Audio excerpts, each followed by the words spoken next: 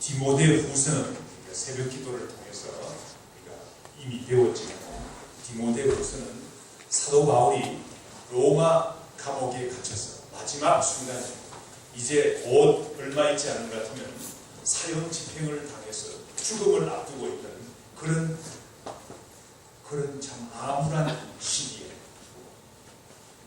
에베소에서 목회하고 있는 디모데 목사에게 보낸 마지막 서신이 되겠습니다. 이 마지막 서신에는 귀한 목회자들에게 주는 귀한 교훈의 말씀이 있어요. 그런데 오늘 본문 말씀을 통해서 보니까 우리는 모두 하나님 나라를 위해서 싸우는 그리스도의 병사라고 증거하고 있습니다. 우리가 모두 그리스도의 좋은 병사가 되어야 되겠어요. 군인이 좋은 이유가 뭡니까? 군인은 말이죠. 군인은 절도가 있고 그 행동에 있어서 절도가 있고 분명한 태도를 보이며 아니면 아니다, 맞으면 맞다, 기면 기다, 분명한 태도를 보이는 그런 모습이 군인의 아름다운 모습이겠죠. 그러나 우리가 근본적으로 생각하는 것 같으면 왜 우리가 군인을 신뢰합니까? 군인을 신뢰하는 근본적인 이유가 있어요. 그것은 나라를 위해서 자기 생명을 내놓고 일하는 사람을 군인이라고 그러죠. 병사라고 그러죠.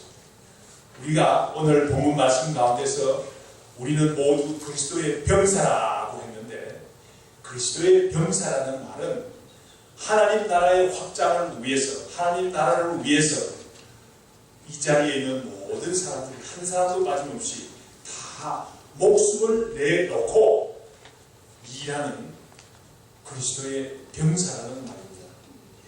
성경에는 많은 군인들이 나오죠. 많은 군인들이 나오는데 훌륭한 신앙인을 나타낼 때 주로 군인을 내세웁니다. 예수님께서 마태복음 8장 5절에서부터 13절 말씀에 보면 가버나움의 한 백부장을 이야기하고 있어요. 이 백부장은 믿음이 얼마나 좋은지요. 예수님께서 그 믿음을 심히 칭찬한 사람입니다.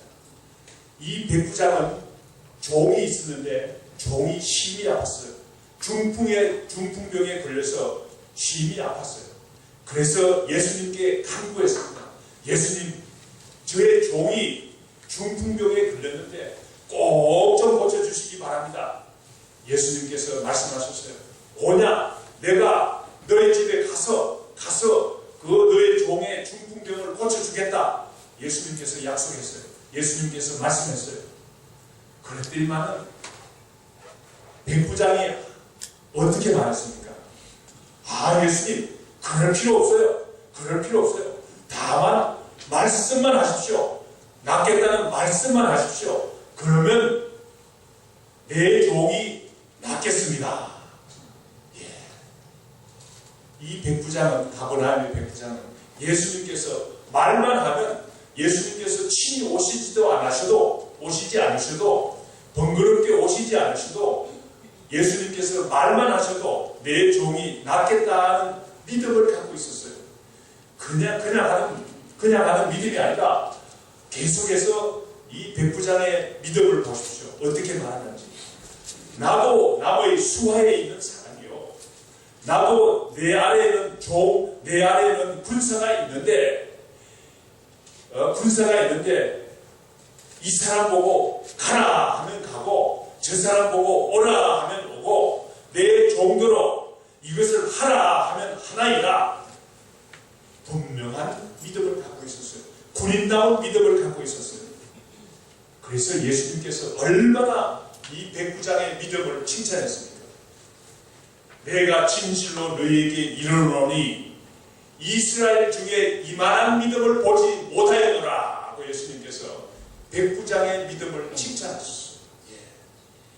우리가 군인다운, 병사다운, 그리스도의 병사다운 믿음을 가져야 되겠어요. 이스라엘 백성들이 애굽에서 나왔어요. 그래서 광야에서 생활했죠. 광야에서 생활하는데 하나님께서 명령했어요. 인구조사를 하라. 인구조사를 하라는 명령을 했어요. 민수기 1장 3절 말씀에 보니까 우리 주님 하나님께서 그 인구조사를 하는 기준을 이야기했어요.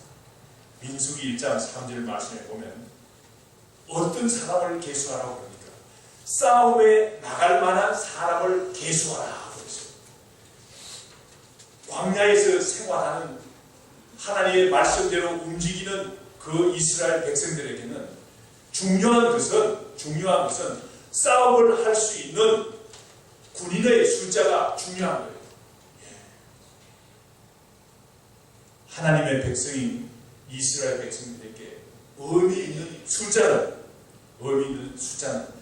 자신의 몸을 바쳐서 싸울 만한 사람들이 얼마나 되느냐 하느냐에 그 의미가 있다는 사실을 오늘 본문 말씀을 통해서 또한 알 수 있습니다. 그래서 보면 이스라엘 백성들이 누구를 중심으로 해서 군대를 여기저기 배치해서 군대를 행진시키고 그 사이에 일반 사람들을 행진시키는 거예요. 군대가 중심이 돼서 각 지파가 움직이는 것을 볼 수 있습니다. 우리의 이 세상의 삶이 마치 이스라엘 백성들이 광야에서 사는 삶과 같습니다. 이스라엘 백성들이 광야에서 행진하는 삶과 같아요. 우리는 그리스도의 좋은 군사로서 살아가는 사람들입니다. 칼을 들고 인간적인 전쟁을 하는 그런 군사가 아니죠. 그런 병사가 아니죠. 우리는 하나님 나라 확장을 위해서 영적 전쟁을 하는 그런 병사들입니다. 오늘 본문 말씀을 디모데후서 2장 1절에서부터 7절 말씀에 보면 그리스도의 병사로서 갖추어야 될 여러 가지 조건들을 이야기하고 있습니다. 먼저 본문 말씀 1절에서부터 2절 말씀에는 그리스도의 병사의 기본적인 자세에 대해서 이야기하고 있어요. 최소한도 그리스도의 병사라 그런 것 같으면 어떤 기본 자세를 가져야 되느냐? 기본적으로 갖추어야 될 것이 어떤 것이 있는가? 이야기하고 있어요. 두 가지를 이야기하고 있어요. 1절 말씀에 보면 사도 바울은 그리스도의 병사로서 믿음의 아들 디모데에게 부탁하는 말이 무슨 말입니까? 먼저 강해야 된다. 군인이 강해야죠. 군인이 힘이 있어야죠. 군인이 능력이 있어. 군인이 전쟁을 해서 이겨야죠. 지는 같으면 군인이 아니죠. 군인이 아무런 역할을 못하는 거죠. 군인이 힘이 있어야 되죠. 강해야 되죠. 그런데 오늘 본문 말씀에서 말하는 강하라 하는 말은 내 아들아 그러므로 너는 그리스도 예수 안에 있는 은혜 가운데서 강한데 육체적인 멋설이 있어가지고 강한 그런 강함이 아니죠. 어떤 면에서 강해야 됩니까? 그리스도 예수 안에 있는 은혜 가운데서 강하라는 말이죠. 우리가 예수 그리스도의 은혜를 경험하지 못한 것 같으면 강한 사람이 될 수 없어요. 우리가 은혜 가운데서 강한 사람이 되어야지 그리스도의 좋은 병사가 될 수 있어요. 영적 전쟁을 하기 위해서는 우리가 무장을 해야 돼요. 어떻게 무장을 해야 됩니까? 에베소 6장 13절에서부터 15절 말씀 한번 우리 다 같이 찾아보겠습니다. 에베소 6장 13절에서부터 17절 말씀. 영적 전쟁을 하는 사람들에게 그리스도의 병사로서 완전 무장을 해야 되죠. 완전 무장을 안 하고 어떻게 전쟁을 합니까? 영적 전쟁을 하기 위해서는 하나님의 전신 갑주를 입어야 된다고 에베소 6장 13절에서부터 17절 말씀에서 밝히고 있어요. 에베소 6장 13절에서부터 17절 말씀 우리 다 같이 한번 교독하도록 하겠습니다. 찾으신 줄 알고 제가 에베소 6장 13절 말씀 읽겠습니다. 그러므로 하나님의 전신갑주를 취하라. 이는 악한 날에 너희가 능히 대적하고 모든 일을 행한 후에 서기 위함이라.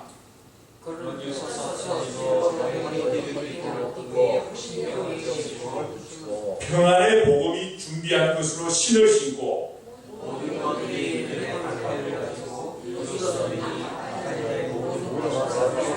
17절 말씀 다 같이 구원의 도와 성령의 금 곧 하나님의 말씀을 가지라. 그렇습니다.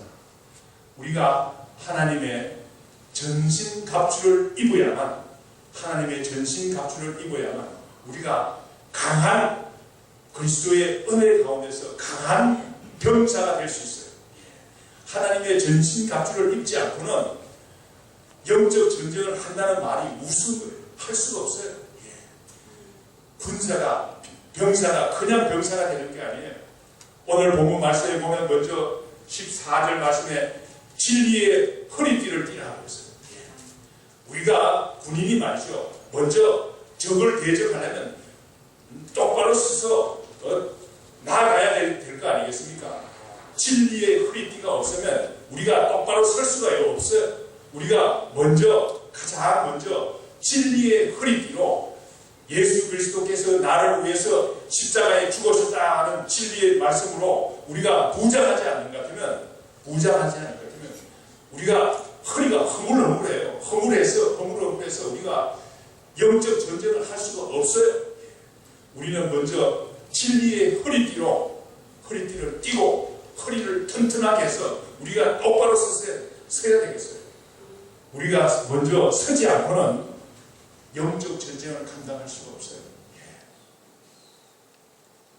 또한 14절 말씀 하반절 말씀에 보니까 의의 호심경을 붙이고, 호심경이 뭔가? 호심경이라는 말은 가슴을 보호하는 거예요. 가슴. 지난번 개혁판에는 의의 흉배라고 했는데, 흉배라는 말이 호심경이에요. 보호한다는 이 심장을 보호하는 플레이트라는 말이에요. 호심경, 브레스트 플레이트. 오늘날 쉽게 말하자면 옛날에는 말이죠, 가죽이나 쇠로 가지고 이 가슴을 막아가지고 창이 들어와더라도 그 심장이 뚫리지 않도록 그렇게 했어요. 그런데 요새는 총을 쏘지 않습니까? 그러니까 요새 말하는 것 같으면 방탄조끼를 말하는 거예요. 방탄조끼. 호심경이라는 게 말하자면 오늘날로 말하는 것 같으면 방탄조끼를 말하는 거예요. 먼저 말이죠, 우리는 우리의 가슴을 보호해야 돼요. 가슴은 말이죠, 중요한 우리 생명에 결정적으로 영향을 미치는 심장이 있고 허파가 있고 중요한 부분이 가슴에 있어요.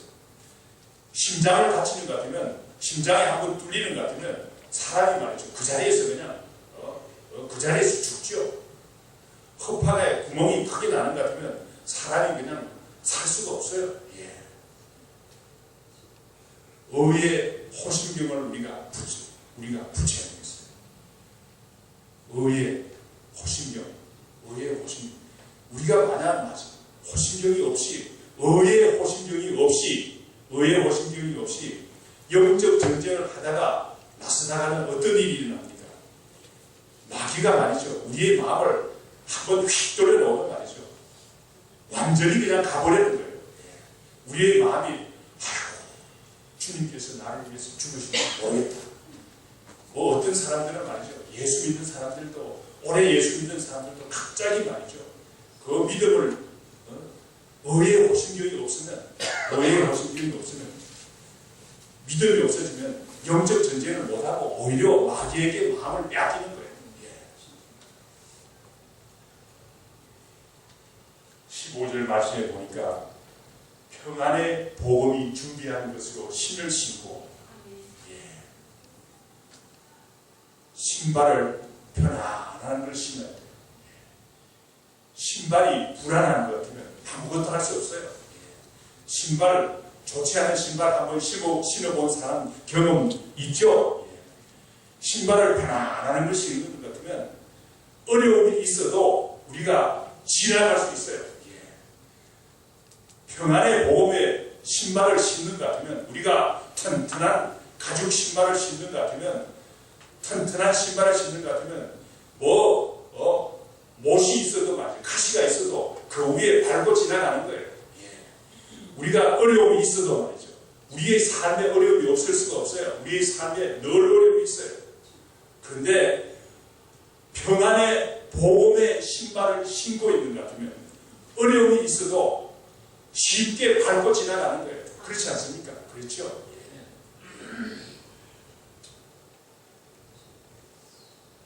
복음의, 평안의 복음의 신발을 우리가 신어야지 영적 전쟁을 감당할 수 있어요. 16절 말씀에 보니까 믿음의 방패를 가져라. 믿음의 방패. 믿음의 방패는 무엇입니까? 방패는 뭐합니까? 방패는 말이죠, 적의 공격을 차단하는 거예요. 적이 어떤 공격을 해옵니까? 적은 말이죠, 화살을 쏘는 거예요. 옛날 전쟁은, 요새는 총을 쏘지만 옛날에는 화살을 쏘는 거예요. 멀리서 화살을 쏘는 것 같으면, 화살이 수많은 화살이 날아오는 것 같으면 그 하나에 맞으면 말이죠, 맞으면 죽는 거예요. 맞으면 화살에 맞으면 죽어요. 그런데 그 화살이 말이죠, 보통 화살이 아니에요. 불화살이라고 했어요. 15절 말씀에 보니까, 16절 말씀에 보니까 화전, 불화살을 말하는 거예요. 옛날에는 그 불화살에다가 말이죠, 그 톡도 조금 묻히고 해서 그냥 스치고만 지나가도 사람이 그냥 넘어지는 거예요. 그런 불화살, 화전이 날아올 때 막아낼 수 있는 것은 무엇입니까? 믿음의 방패예요. 믿음의 방패. 믿음이 없이는 우리가 영적 전쟁을 감당할 수가 없어요. 우리가 믿음의 방패를 가져야 되겠어요. 17절 말씀에 보니까 구원의 투구, 머리에 쓰는 투구죠. 투구는 투구는 머리를 보호하는데, 머리는 뭐를 나타냅니까? 의지와 모든 지혜가 거기서 다 나오는 거예요. 전쟁이 어려워지는 것 같으면 이길 방법을 생각하고, 또 머리를 의지가 있어야만 영적 전쟁을 감당할 수 있는 거예요. 내가 구원받았다는 확실한 하나님의 구원에 대한 확신이 없는 것 같으면, 전쟁이 어려워지는 것 같으면 그냥 지는 거예요. 그렇지만 구원의 확신이 있는 사람은 머리에 구원의 투구를 쓰는 것 같으면 머리를 보호하기 때문에, 의지와 모든 지혜가 있기 때문에 전쟁을 이기는 거예요. 영적 전쟁을 이기는 거예요. 마지막으로 성령의 검을 가져라. 성령의 검. 성령의 검이 뭡니까? 하나님의 말씀이라고 했어요. 하나님의 말씀.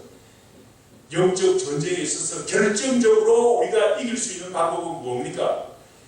마귀 대적을 말이죠, 칼로 쪼개야 되는 거예요. 그래야만 우리가 이기는 거예요. 쪼개지 않고는 또 일어나는 거예요. 그러므로 우리는 마귀를 쪼개야 되는데 어떻게 쪼갭니까? 성령의 검으로 가지고 쪼개야 되죠. 성령의 검. 성령의 검이 뭡니까? 하나님의 말씀이라고 했어요. 하나님의 말씀. 하나님의 말씀이 성령의 검이에요. 그러므로 우리는 하나님의 말씀을 귀하게 생각해요. 구체적으로 말이죠, 예수님도 영적 전쟁을 할 때 어떻게 전쟁을 했습니까? 하나님의 말씀으로 마귀를 대적해서 이겼어요. 마태복음 4장 4절 말씀을 보면 예수님께서 40일 금식 기도를 했는데 마귀가 와서 꼬였어요. 당신 배고프죠? 이 돌을 떡떡이로 변화시켜서 배고픔을 면한 그 얼마나 적절한 시험입니까? 근데 예수님께서 뭐라 그랬어요? 사람이 떡으로만 살 것이 아니요 하나님의 입으로 나오는 모든 말씀으로 살 것이니라. 하나님의 말씀으로, 성령의 검으로 마귀를 찌르니까 마귀가 도망갔어요. 하나님의 말씀이죠. 사람이 떡으로만 살 것이 아니요 하나님의 입으로 나오는 말씀으로 살 것이다. 이 말씀이 어디에 나옵니까? 신명기 8장 3절 말씀. 우리 예수님께서도 모범을 보여주셨어요. 우리가 어떻게 마귀를 대적합니까? 하나님 말씀으로, 성령의 검으로 쪼개는 거예요. 그러면 우리가 이기는 거예요. 본문 말씀으로 다시 돌아가겠습니다. 오늘 디모데후서 2장 2절 말씀에 보면 그리스도의 군사로서 기본 자세의 두 번째 요소가 나오는데 2절 말씀 우리 다 같이 한번 읽어보겠습니다. 내가 많은 증인 앞에서 내게 들은 말을 충성된 사람에게 부탁하라. 그들이 또 다른 사람들을 가르칠 수 있으리라. 두 번째 군인의 병사의 기본 자세는 무엇입니까? 자기 혼자서 열심히 그냥 영적으로 튼튼해져서 영적 무장을 해서 다 이 전쟁을 이길 수 있는 게 아니죠. 영적 전쟁은 팀워크를 해야 돼요. 팀워크이라는 말은 무슨 말인가 하면 오늘 2절 말씀에 나오는데 내게 들은 말을 충성된 사람에게 가르치라. 먼저 가르치라. 잘 다른 사람을 가르치는 거예요. 그러면 그들이 또 다른 사람을 가르치는 거예요. 그러니까 팀워크예요. 팀워크. 영적 전쟁은 혼자 하는 게 아니에요. 팀워크로 하는 거예요. 팀워크. 우리가 이 사실을 잘 알아야 돼요. 오늘 우리 예배 끝나고 식사 후에 구역 예배가 있지 않습니까? 구역 예배도 말이죠. 우리가 구역이 모여서 팀워크를 하는 거예요. 서로 이렇게 도와주면서 서로 우리 교회에 가장 앞으로 발전해야 될 부분이 어떤 부분입니까?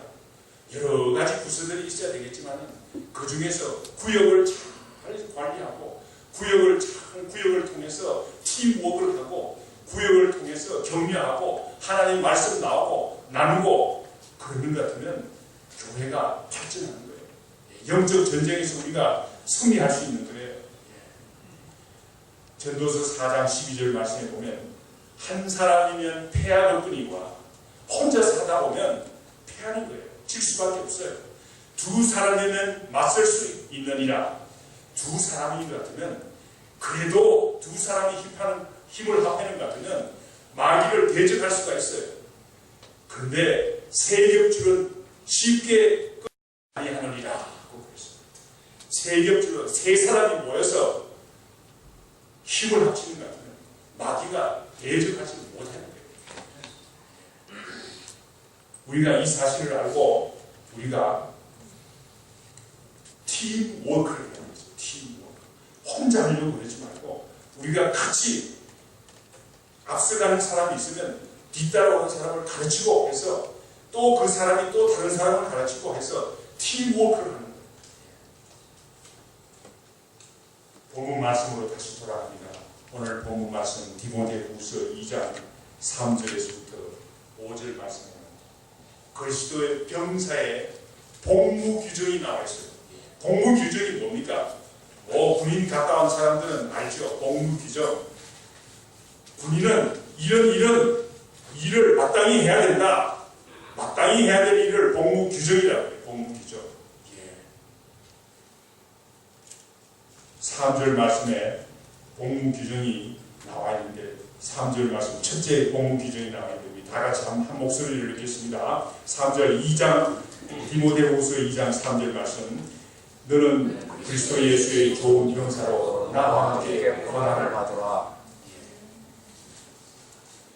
우리가 그리스도의 병사로서 일을 하겠다고 나서는 사람들은 먼저 우리가 고난을 받을 각오를 해야 돼요. 고난이 없는 병사는 있을 수가 없어요. 그 병사로서 군대 생활하는 가운데서 어려움이 없었던 사람 손들어 보라 그래요. 아무도 없어요. 그리스도의 병사로서는 어려운 일들이 다 있어요. 얼마나 어려운 일들이 많습니까? 때로는 다른 사람에게 말 못하는 그런 어려움도 있어요. 때로는 하소연도 하지만은 다 어려움을 다 이야기할 수 없어요. 사도 바울은 말이죠. 얼마나 복음 전하다가 어려운 일이 많았습니까? 그렇지만은 사도 바울은 말이죠. 그 어려운 가운데서도 어려운 가운데서 복음 전도하는 것을 포기하지 않았어요. 한번 우리 사도 바울이 어떤 어려움, 복음 전도하는 가운데서 어떤 어려움이 있었는가 한번 볼까요? 고린도후서 11장 23절에서부터 27절 말씀 한번 우리 다 같이 찾아서 읽어보겠습니다. 고린도후서 11장 23절에서부터 27절 말씀입니다. 이 말씀은 사도 바울이 복음을 전하는 가운데서 당한 어려움을 이야기하고 있어요. 그런데 사도 바울이 이런 어려움이 있는데도 불구하고 복음 전도하는 것을 버렸습니까? 아니죠. 이런 어려움이 있었는데도 불구하고 끝까지 복음 전도를 한 사람이에요. 우리가 사도 바울과 같은 이런 어려움은 겪지 않을는지 모르지만 우리도 같은 비슷한 어려움들을 늘 겪는 거예요. 교회 봉사하다가 보면 때로는 말이죠. 억울한 일도 억울한 말도 듣기도 하고 어려운 일도 당하기도 해요. 사도 바울이 당한 어려움을 우리가 생각하면서 주님을 위해서 봉사하는 일, 하나님 나라의 확장을 위해서 봉사하는 일을 그만두지 않아야 돼요. 우리 한번 고린도후서 11장 23절에서부터 27절 말씀 한번 우리 다 같이 한번 교독하겠습니다. 그들이 그리스도의 일꾼이냐 정신없는 말을 하거니와 나는 더욱 그러하도다. 내가 수고를 넘치도록 하고 옥에 갇히기도 더 많이 하고 매도 수없이 많고 여러 번 죽을 뻔했으니 유대인들에게 40에 하나 강한 매를 5번 맞았고 3번 태장으로 맞고 1번 돌로 맞고 3번 파선하고 일주일을 깊은 바다에서 지냈으며 여러 번 여행하면서 강의 위험과 강도의 위험과 동족의 위험과 이방인의 위험과 시내의 위험과 광야의 위험과 바다의 위험과 거짓 형제 중의 위험을 당하고 또 수고하며 애쓰고 여러 번 차지 못하고 주님을 목마르고 여러 번 굶고 춥고 헐벗었노라. 사도 바울이 얼마나 어려움을 당했습니까? 사실 우리가 언제 사도 바울이 이런 어려움을 당했는지 다 알 수는 없어요. 그러나 몇 가지 사실을 보는 것 같으면 일주야를 깊은 바다에서 지냈다는 말은 말이죠. 사도행전 27장에 자세하게 나와 있죠. 또한 돌로 맞았다는 사실은 어디에 나옵니까? 사도행전 14장 19절 말씀에 보면 나와요. 사도행전 14장 말씀에 보면 사도 바울이 1차 전도 여행을 하는데 여러 가지 복음 전도하는데 좋은 일이 많았어요. 그런데 유대인의 시기로 인해서 유대인들이 돌을 쳐서 죽이려고 그랬어요. 죽은 줄 알고 사도 바울을 성 밖으로 끌어냈는데 죽지 않고 그냥 실신한 거예요. 그래서 일어나서 갔다 하고 사도행전 14장 19절 말씀에서 나옵니다. 이방인에게 어려움을 당하기도 하고 또 유대인에게 어려움을 당하기도 하고 온갖 신의 위험과 광의 위험과 모든 위험을 다 당했어요. 그렇지만은 중요한 것은 뭡니까? 중요한 것은 사도 바울은 복음 전도하는 일을 수당하지 않았어요. 우리도 교회 섬기다가 주님의 나라를 위해서 애쓰다가 어려움을 조금 당한다고 해서 수당하면 그리스도의 좋은 병사가 될 수가 없죠. 우리가 이 사실을 전해야 돼요. 본문 말씀으로 다시 돌아가겠습니다. 4절 말씀에 보면 그리스도의 좋은 병사는 어떤 사람입니까? 자기 생활에 얽매이지 않는다고 했어요. 왜 자기 생활에 얽매이지 않습니까? 주님을 기쁘시게 하는 일이 우선권이 있기 때문에, 주님을 섬기는 일이 우선권이 있기 때문에 주님을 섬기는 교회에서 교회 일을 하는데 말이죠. 프라이어리티를 우선순위를 두는 거예요. 자기 생활에 얽매이는 사람은 어떤 사람입니까? 제가 말이죠. 가정에 일이 좀 너무 많아가지고 이걸 못하겠어요. 이거 제가 직장에 일이 너무 많아가지고 이거 못하겠네요. 이것도 못하고 저것도 못하고. 그것은 그리스도의 좋은 병사가 아니죠. 그리스도의 좋은 병사는 주님을 기쁘시게 하는 일을 우선순위로 두는 거예요. 이 정도 이야기하는 목사님 그거 몰랐을 거예요. 내 생활이 얼마나 복잡한지 아십니까? 내 생활이 얼마나 바쁜지 아십니까? 예, 알고 있죠? 여기에서 자기 생활에 얽매이지 않는다는 말은 어떤 말입니까? 이 세상에 사는 땅에 발을 딛고 사는 사람이 자기 생활이 없는 사람이 없어요. 다 있어요. 그렇지만 자기 생활에 얽매이지 않는다는 말은 자기 생활이 없다는 말이 포기하라는 말 아니죠. 자기 생활을 포기하라는 팽개치라는 말 아니죠. 그런 말 아니죠. 얽매이지 않는 삶을 살아야 돼요. 자기 생활에 얽매이지 않는 삶이라는 것은 어떤 것을 말합니까? 자기 생활을 잘 정리하는 거예요. 잘 정리하는 것 같으면 주의 일을 우선권을 두고 할 수 있어요. 주의 일이 이런 일이 있는데 내가 가진 일을 미리미리 좀 해두고 이거는 포기하고 이거는 하고 잘 정리를 하는 것 같으면 정리를 자기 생활을 얽매이게 하지 않는다는 거예요.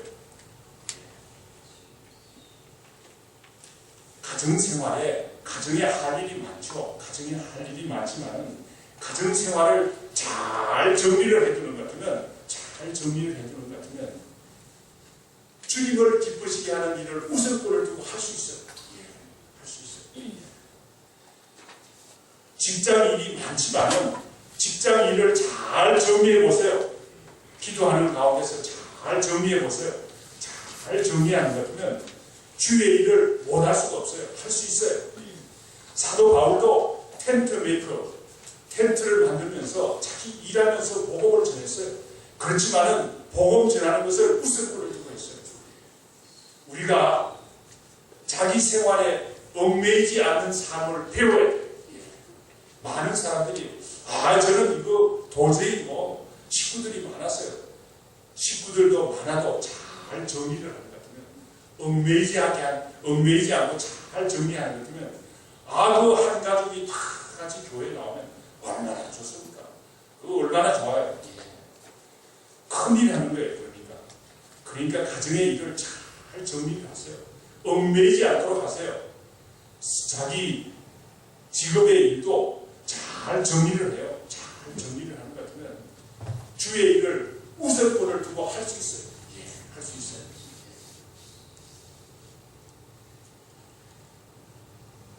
5절 말씀에 보니 어떤 복무 규정 마땅히 해야 될 일이 있는데 어떤 룰이 있습니까? 마땅히 법대로 경기를 해야 된다.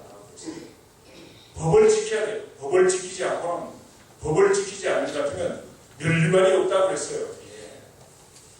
우리 박태환 선수가 말이죠. 수영을 참 잘하죠. 그래서 국가대표로 선수로 뽑히기도 하고 아시안 게임에 가서 금메달도 따고 여러 가지 좋은 일이 많았어요. 그런데 어떤 일이 났습니까?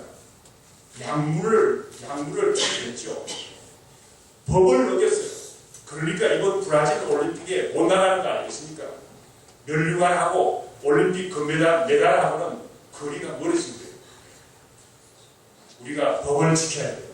법을 지키지 않는 것 같으면 선고하는 것 같이 보여도 그게 멸류관을 얻지 못하는 거예요. 혹시 잘 못 알고 멸류관을 받았다고 그래도 빼앗기는 거예요.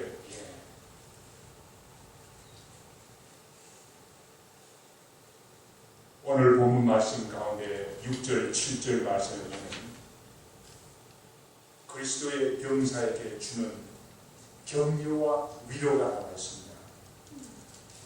그 어려운 일을 어떻게 합니까? 너무너무 어려운 일인데 자기 생활도 정리해야 되죠. 이것도 해야 되죠. 저것도 해야 되죠. 왜 그 어려운 일을 그렇게 합니까? 하나님께서 그거 그냥 그렇게 놔두실 것 같아요. 하나님께서 그리스도의 병사에게 주는 격려와 위로가 있습니다. 격려와 위로가 따릅니다. 6절 말씀에 어떤 격려가 따릅니까? 수고하는 농부가 곡식을 먼저 받는 것이 마땅합니다. 이 말씀을 이야기하는 것 같으면 어떤 사람들은 그래요. 이 말씀은 목회하는 목회자에게 월급을 주라. 그런 말로만 이렇게 해석을 하는데 저는 그렇게 좁게 해석을 합니다. 수고하는 농부에 수고는 많은 사람들이 수고해요. 수고하는 농부에게 하나님께서 먹을 것을 주시는 거예요. 먹을 것을 주신다는 말은 삶에 필요한 것을 다 공급해 주신다는 거예요. 예. 교회에 열심히 봉사하는데 하나님께서 그 봉사하는 사람을 손해만 보고 있게 하나님께서 놔두겠어요. 수많은 농부가 곡식을 받는 것이 마땅하다고 그랬어요. 혹시라도 월급이 좀 적어질 수는 있어요. 그렇지만 하나님께서 그거 다 알고 계세요. 예. 뭐 이거는 제가 알고 있는 이 얘기인데 여러분들 잘 새겨서 들으세요. LA에 있는 어떤 교회예요. 제가 알고 있는 어떤 교회인데 어떤 교회에 장로님들이 여러 분 계세요. 근데 그 교회는 말이죠. 목사님들 모셔다 놓으면 좋은 목사님이라 그래서 데려다 놓으면 처음에는 좀 하다가 게으름을 피우고 그냥 가시고 목사님을 모시는 신실한 목사님이라 그래서 모셔다 놓으면 또 있다가는 또 가시고 또 가시고 그래서 장로님들이 말이죠. 장로님들이 기진맥진했어요. 처음에는 기진맥진했는데 그래도 말이죠. 수십, 10년간, 15년간을 말이죠. 계속해서 장로님들이 똘똘 뭉쳐가지고 목사님이 가시든 목사님이 오시든 교회를 위해서 열심히 봉사했어요. 열심히 봉사했어요. 그런데 하나님께서 그 장로님들에게 장로님들을 처음에는 몰랐어요. 왜 이렇게 우리 목사님 모시기에 이렇게 힘든가? 이렇게 어려운가? 이렇게 한탄만 하고 있는데 그저 한 10년이 지났는데 그 장로님들이 둘러앉아서 이야기를 하는데 장로님 가지고 참 복 받았습니다. 장로님도요, 김 장로님도요, 박 장로님도요, 다 장로님들이 복을 받았는데 어떻게 복을 받습니까? 그 어려운 가운데서 도망가지 않고 교회를 위해서 열심히 봉사를 했더니 하나님께서 그 장로님들의 가정에 말이죠. 그 자녀들을 다 잘되게 하십니다. 잘되게 하십니다. 뭐 의사가 되고 변호사가 됐다 해서 다 좋은 것만 아니겠지만은 그런데 그래도 말이죠. 그 장로님들의 가정에 말이죠. 자녀들이 다 잘되는 거예요. 그 실제 LA에 있는 어떤 교회에서 일어나는 이야기예요. 제가 만들어낸 이야기가 아니에요. 하나님께서는 수고하는 농부가 곡식을 먼저 받는 것이 마땅하니라. 하나님께서는 수고에 대해서 사례를 하시는 거예요. 우리가 이 사실을 분명히 알아야 됩니다. 그런데 우리가 주님을 섬기다 보면 주님의 그리스도의 좋은 병사로서 일하다 보면 앞이 콱 막힐 때가 있어요. 도저히 인간의 지혜로는 해결할 수 없는 그런 일들이 있어요. 해결할 수 없는 그런 일들이 있어요. 그럴 때는 어떻게 합니까? 7절 말씀 우리 다 같이 한번 읽어보겠습니다. 7절 말씀 내가 말하는 것을 생각해보라. 주께서 범사에게 내게 총명을 주십니다. 하나님께서는 그리스도의 병사들에게 일을 맡길 때, 일을 맡길 때, 그냥 어려움을 당하다가 어려움에 지쳐가지고 쓰러지도록 하나님께서 내버려 두시지 않아요. 주님께서 그렇게 내버려 두시지 않아요. 어려운 일을 담당해서 수업을 할 때 하나님께서 지혜를 주셔가지고 그 문제를 해결하도록 하시는 거예요. 우리가 이 사실을 아는데요. 하나님께서 주시는 지혜와 총명 가질 때 우리가 과거에 도저히 못했던 일이라도 우리가 해낼 수 있는 거예요. 우리가 이 사실을 분명히 깨달아야 되겠습니다. 야고보서 1장 5절 말씀 우리 다 같이 한번 찾아서 읽겠습니다. 너무 귀한 말씀이니까 우리 다 같이 잘 아시는 말씀이죠. 우리가 교회를 섬길 때 어려운 일들이 많죠. 어려운 일을 하다가도 지쳐서 쓰러지고 포기하지 맙시다. 왜 그렇습니까? 포기하지 않는 것 같으면 하나님께서 분명히 해결할 방법을 주시는 거예요. 야고보서 1장 5절 말씀 우리 다 같이 읽어보겠습니다. 너희 중에 누구든지 지혜가 부족하거든 모든 사람에게 구해 주시고 꾸짖지 아니하시면 하나님께 구하라. 그리하면 주시리라. 하나님께서는 우리에게 지혜를 주셔서 총명을 주셔서 어려운 문제들을 어려운 일들을 다 해결하고 이길 수 있도록, 영적 전쟁에서 승리할 수 있도록, 그리스도의 좋은 군사가 될 수 있도록 하나님께서 지혜와 총명을 주시는 줄 믿습니다.